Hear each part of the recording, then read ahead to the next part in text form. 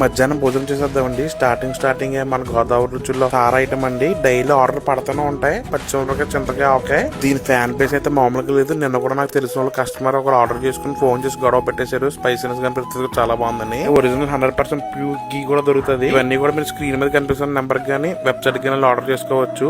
Next item అండి, ఇది వచ్చేసి దొండకాయ ఈగర అనమాట. మా డాడీ కోసం కుక్ చేసింది. నెక్స్ట్ ఐటమ్ మటన్ కర్రీ అనమాట. ఇది వచ్చేసి మూలిగులు నా ఫేవరెట్ అనమాట. మోస్ట్ చాలా రోజులు మటన్ కర్రీ తిని.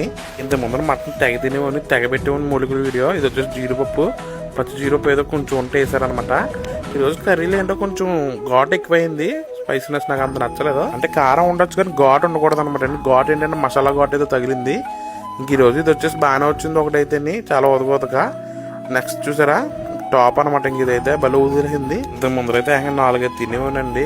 నెక్స్ట్ ఐటమ్ రావణంలో చింతకాయ కర్రీ అండి. ఇది నిజం చెప్తున్నానండి, ఈ కర్రీ ఈ రోజు కుక్ చేసింది కాదు, నిన్నటి కర్రీ అండి. నిజంగా ఉందో టేస్ట్. నిజంగా ఇలాంటివి తినంటే అదృష్టం ఉండాలండి. టాప్ అనమాట కాంబినేషన్ చింతకాయలు రావడం అనేది. నెక్స్ట్ జీవితంలో ఒకసారి అంటే తినాలి. మా గోదావరి పర్లేదు తింటారు కానీ కొంతమంది దొరకదు కదా వాళ్ళ గురించి. నెక్స్ట్ మామిడికాయ రీలు. ఇది నా మోస్ట్ ఫేవరెట్. బట్ దీని ముందు కర్రీ వల్ల ఇది పెద్ద తినలేపని టేస్ట్ కనిపించలేదు. ఇంకా లాస్ట్ లో సాంబార్ అనమాట. నీట్ గా ముల్లంగలు ఎక్కువ వేయించుకున్నాను. ముల్లంగా బాగా మంచిదని ఒంటికి తిన్నాను. మామూలుగా తినలేం కాబట్టి ఇలా సాంబార్లు అయితే ఈజీగా తినేయగలవండి. ఈ లోపల ఒక కొయ్యంగా చెప్ప ఫ్రై కూడా ఉందనమాట. ఇంకా దాన్ని తీసుకుని ఇంక సాంబార్ని అయితే ఫినిష్ చేశాను గాయస్. ఫైనల్లీ మధ్యాహ్నం భోజనం అయితే అయిపోయింది. ఇది వచ్చేసి ఫిష్ బోన్లెస్ పికిల్ అనమాట అండి. నిజంగా తిప్పుకుంటూ ఉందారమ్మా టాప్ అనమాట. ఇది కానీ మన పికిల్స్ ఆర్డర్ చేసుకోవాలంటే స్క్రీన్ మీద కనిపించే వెబ్సైట్ కానీ వాట్సాప్ కానీ ఆర్డర్ చేసుకోవచ్చు.